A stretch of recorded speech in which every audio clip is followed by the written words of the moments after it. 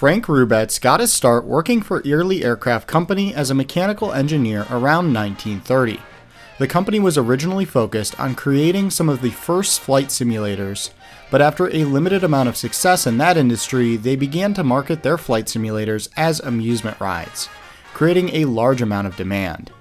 This caused them to expand into other ride designs that Rubetz would help design, such as the Lupoplane and Roloplane. In 1939, Rubetz believed he could be successful in the ride business on his own, and so he left Early and founded his own company, Rubetz & Co.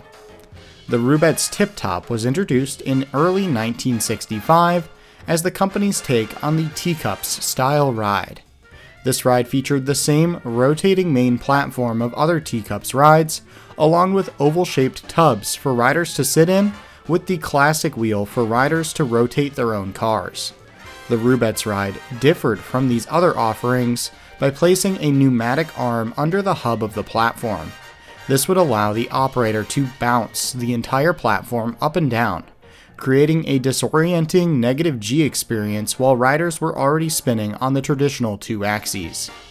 This experience resulted in great sales for the ride in its first few years, which also coincided with some of Rubetz's best years as a company, with the company reporting over $1.5 million in revenue in the late 1960s, equivalent to about $15 million today.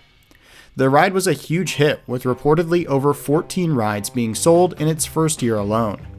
Like many Rubetz rides, the ride model was intended to be portable, though permanent versions were of course available. The early permanent models featured a wooden platform with steel rider vehicles, making the entire ride much heavier. The traveling models and later park models used a steel platform and fiberglass rider vehicles. Many traveling models would eventually be set up at parks, though the ride's lower capacity for the time made it somewhat undesirable for pay-per-ride operations, which were far more common at that time.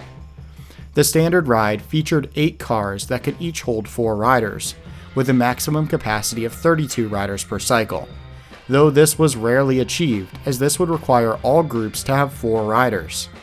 Adding to this, it has become commonly known that it's possible to get much more spinning on these rides if they're loaded with just 2 riders, leading to most cycles having closer to 16 riders. The ride cycle is controlled entirely by the operator themselves, as Rubetz rides came before the widespread adoption of ride control systems. This gives operators full control over both the speed of the spinning platform and when the bounces of the pneumatic system are actuated. When timed properly, the ride can provide some solid airtime, as the seats in their original configuration at least do not feature any seatbelts or any other type of restraint. The Tiptop would find success throughout the 1960s and 70s, with likely over 30 of the rides being built for both parks and traveling shows, with one example being installed at Hershey Park. Today, very few examples remain in operation. Bates Bros, an Ohio-based showman, still owns an example and regularly travels with it. Stricker's Grove, a small amusement park in southern Ohio, also has a traveling Tiptop that they have installed permanently. Finally, Sylvian Beach, another small amusement park, this time in New York, has another traveling model that they have in a permanent location. It is definitely possible that there are other operating Tiptops, and if you know of any, feel free to list them in the comments below. But it's undeniable that sadly most of these rides have now disappeared. Hopefully with more interest, the remaining examples will continue to operate for many years to come. However, only time will tell. Have you had a chance to ride a Tiptop? Did the ride deliver on its claims of being fun and intense? Thanks for watching this episode of Flat Ride Friday. As a reminder, if you'd like to binge all episodes of Flat Ride Friday Season 3 without having to wait, you can become a channel member and start doing so right now. If not, no worries, as the next episode will be out next week.